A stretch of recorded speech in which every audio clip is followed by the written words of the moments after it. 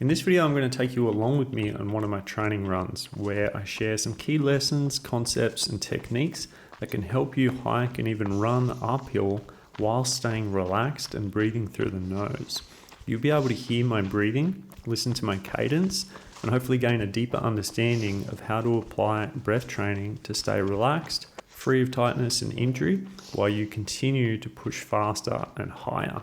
At the very least, you'll be entertained by the trails, the sounds of the birds, and the views along the way. Watch all the way to the end for the big lessons and put your comments below. Okay, it's run day. I'm going to head out for maybe a 45-minute run Saturday morning. I've tuned up a couple little things with my body this morning, but I'm just going to go through a really light dynamic warm-up. Get some lateral leg swings in.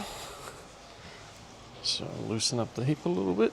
So I have been nursing a soleus injury for a little while. So I'm taking my runs pretty slow, not going for crazy distance. I'm basically just like slowly increasing the load tolerance on that soleus.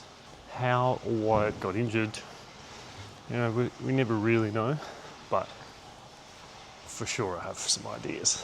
I'll talk about that later. A couple of calf raises. Just trying to get my foot really warmed up and active. Okay. My walk starts with an insane hill, which is actually kind of nice because obviously I'm not just going to go straight into a run up this hill. That would be irresponsible. I think this is probably like the steepest hill in Barcelona. It's so steep there's actually escalators on it. We live in kind of like a working class neighborhood. Very Catalan, mostly just really kind of old folks. So they installed these escalators so people could have an easier time getting into their house. Old me might have been critical of someone taking the escalators, especially on a run. But you know what, like, this is all about gradually warming up, and going straight into a really steep run is just not a good way to gradually warm up. I'll take the stairs now. So that was easy. I already got 40 meters of elevation. I haven't actually started my Strava yet. You'll note that I don't actually have a watch. It's because I lost it a while ago, and I kind of just rolled with that. I've been through many years of really focusing on my heart rate. I can feel the zone that I'm in. So now I just focus on nasal breathing. I'm actually just using my phone for logging my runs on Strava. If you want to see them, they're on Strava.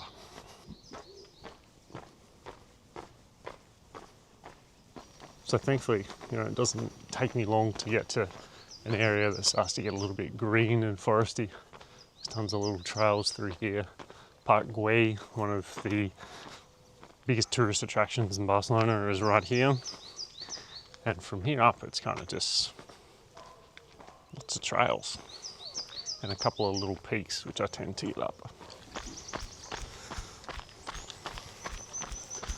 So most runs on the warm up, I'll just be taking it easy, cruising along this little kind of flattish path here, just allowing the blood to circulate. But other times, get straight into a little hill.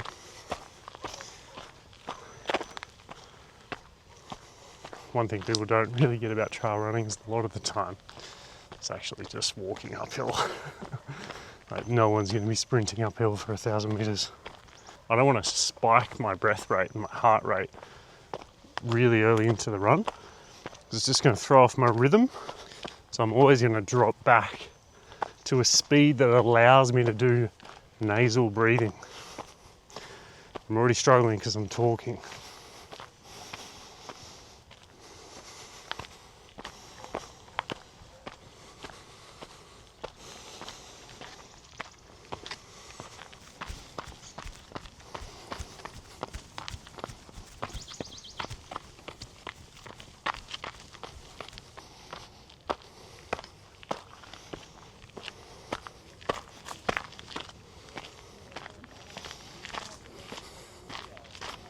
This is the first of one of many amazing little lookouts across the city.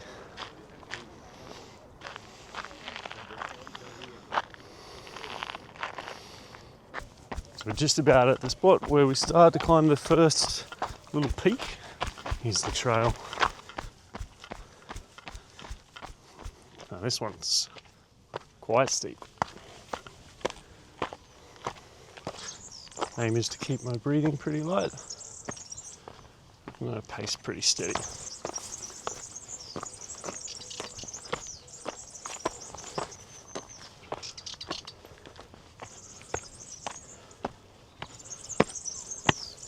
If I slowly warm up, I pretty much always have a much better run where I don't peak too high, I don't peak too early, and I can gradually just kind of ease my body into it. That helps with the biomechanics, also helps with the biochemistry, the respiration, because when I get onto the flat later, aim is really to get into this nice rhythm with the breath, and I'm already starting to lose it a little bit. So just slow down a touch.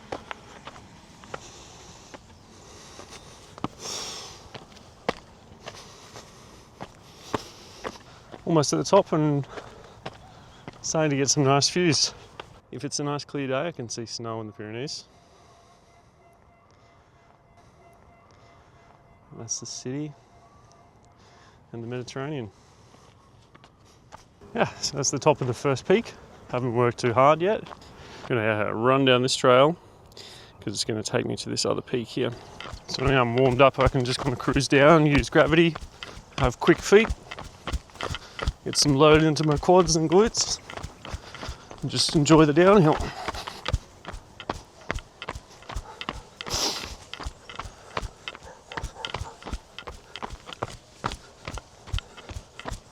One thing you've got to master as a trail runner, as a hiker, is the old snot rocket, just to clear out the sinuses, to be able to breathe. Okay, here's the slightly less exciting part. I'm going to cross the road and go for a little bit of an urban area so I can get back up to that other peak.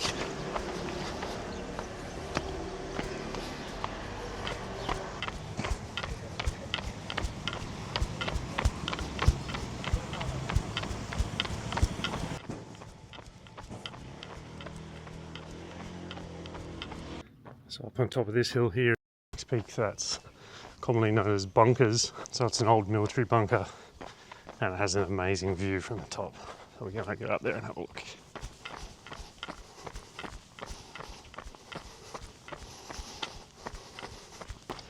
This is the trail running uphill technique, like power hiking, using as much glute and quad as you can, driving through the foot and keeping the breath pretty steady and stable. And you can still get up pretty quick.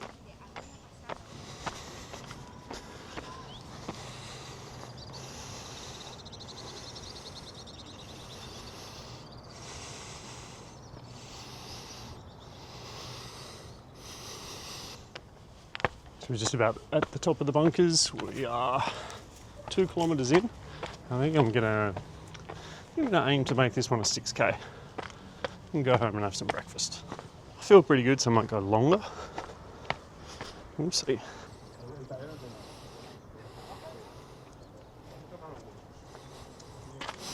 This is down in the bunker. Let's go take a look.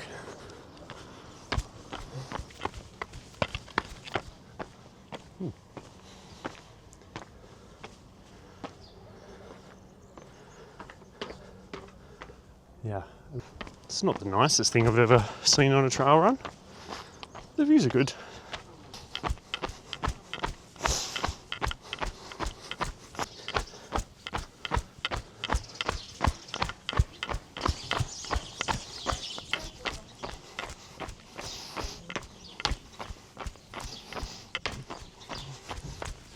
Okay, now we're back into some forest. Actually haven't been on this trail before. Let's see where this one goes. So now that I've got my ascent in, like I've done those 2 little peaks, I'm just going to cruise on cruise control for a while and just do some laps around this little park here. Try and get into a little bit of a rhythm. think we can sneak under here and hit some trails for sure. There we go.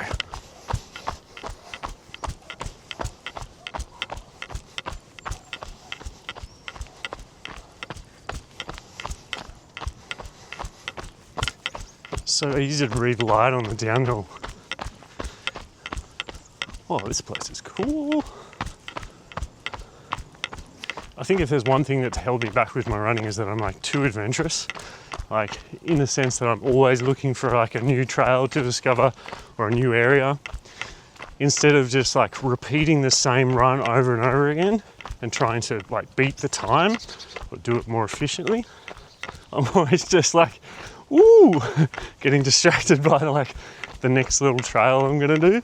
But that's what keeps it exciting. Like that's what keeps me going out. Like my motivation to be out here is to discover and explore. It's not necessarily to be like the fittest guy ever. I guess the fittest version of myself would be a nice goal to work towards. I think I'm 40. I'm still in pretty good shape. I think you really kind of hit your endurance peak in your 40s. So that's what I'm trying to do with all this volume. Just get loads of miles in on the bike, on the climbing wall, and on my feet. The only reason I don't like go for a hike during the week is it just takes too long, and I can cover much more mileage if I'm running and get a lot of other benefits.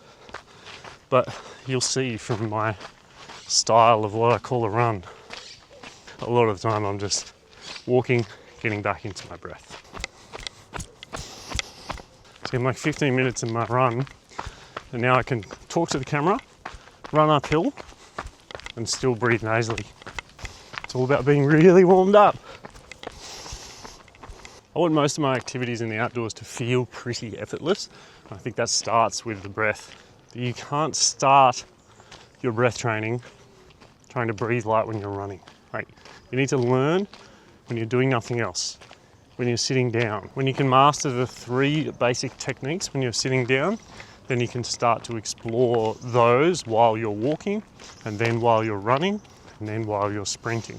So we have an 8-week development path that we take our clients through where we help them progress every single step of the way, because everyone responds a little bit differently. It does take a little bit of a nuanced and personalized approach.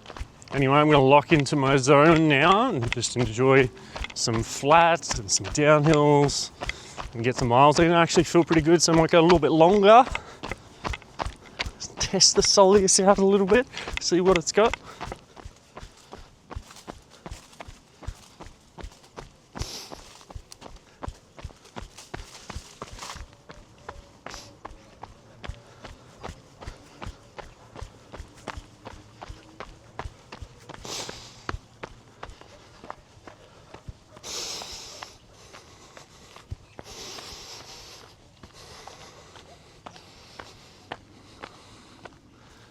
Oh, abandoned tent.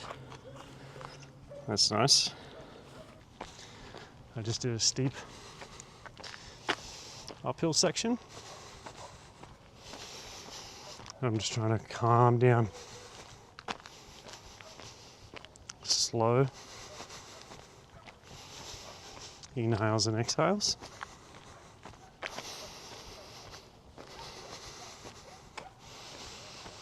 And see if I can recover as I go uphill.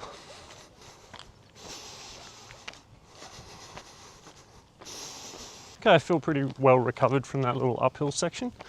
Now I'm just going to get into the zone again, keep going up on this slight incline, and just really keep it super chill.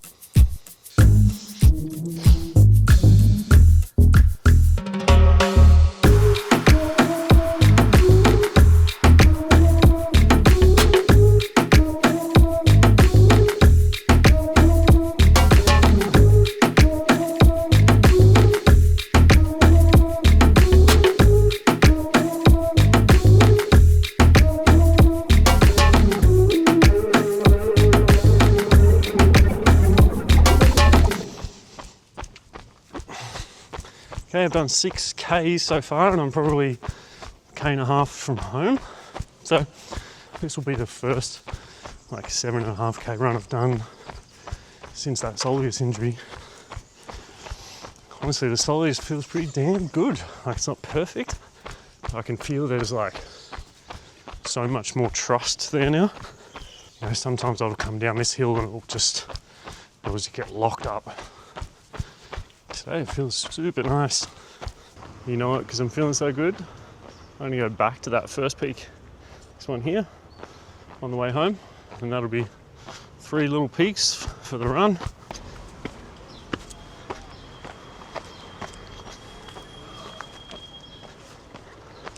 Sun's coming out. Actually, it's not the peaks that bother my soleus at all. It's just the pure repetition and the distance. Like, I've opened up so much more space in my foot from doing a lot of pronation and supination work. My theory is that those tissues are now exposed to a greater range of motion and they just don't have the load tolerance. So I've just got to slowly build that up with some light plyometrics, and I guess running in essence is a light plyometric.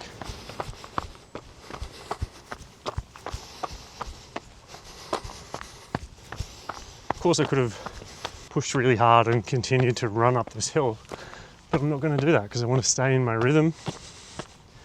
I don't want to obstruct the flow that I was in.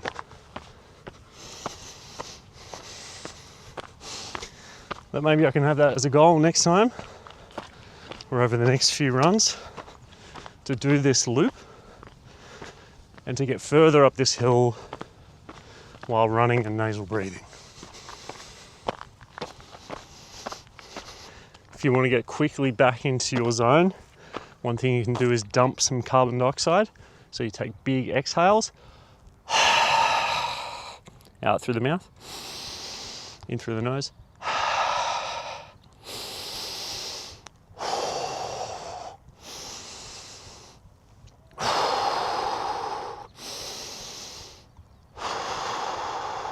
Okay, dumped CO2, should be able to go back to nasal breathing, uphill running.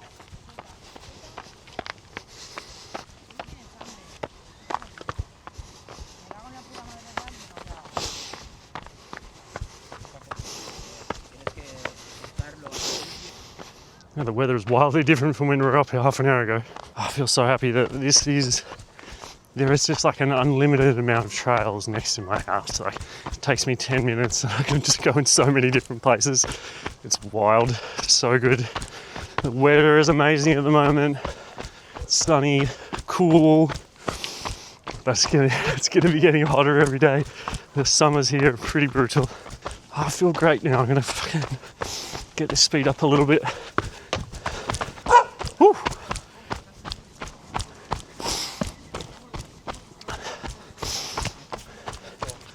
I'm on the home stretch. I'm going to start cooling down. So I'm not going to blast down this hill. I'm just going to take it back to a little trot. Just a little bit short of a gallop. Yeah, so here is like a 10-minute walk to get home. So I'm really trying to have at least 10 minutes where it's like a really nice, chill, slow cool down. Let's see how minimal I can make this run in terms of finding that barrier between a run and like a power walk. And it's all about how much foot contact you have. So I'm just chilling, focusing on my foot contact, slowing it down a little bit. And we're back at the bouldering wall. So if you haven't seen the bouldering episode, I use this wall to traverse, and this is where I do my climbing training, build up my finger strength, practice my climbing technique. And if you want to know more about that, you can see this video right here. We're going to wrap this run up. We're going to see how far I've run. Cool. We just hit 7 Ks. That's perfect. My soleus feels great. I feel relaxed. I don't really feel tired at all. I could probably do another 3 or 4 Ks. But I'm not going to step that up just yet. Like, I'm just going to do little tiny increments I'm going to go to 7.5, then 8, graded exposure, little bits at a time. This is all about progression and just gradually exposing the tissues to a little bit more volume. You can apply that to anything. So be careful of making that mistake. When you feel good, test it a little bit. Don't get too overexcited. Don't go and do an extra like 3 or 4 kilometers on top of whatever you're doing. Small increments. The body loves to be gradually coaxed into doing more rather than just slamming on loads of volume. I'm going to call it there, guys. Thank you for following along. I hope you enjoyed that. It's been a beautiful run from Barcelona in Spain. This is Chase Mountains. I'll see you on the summit.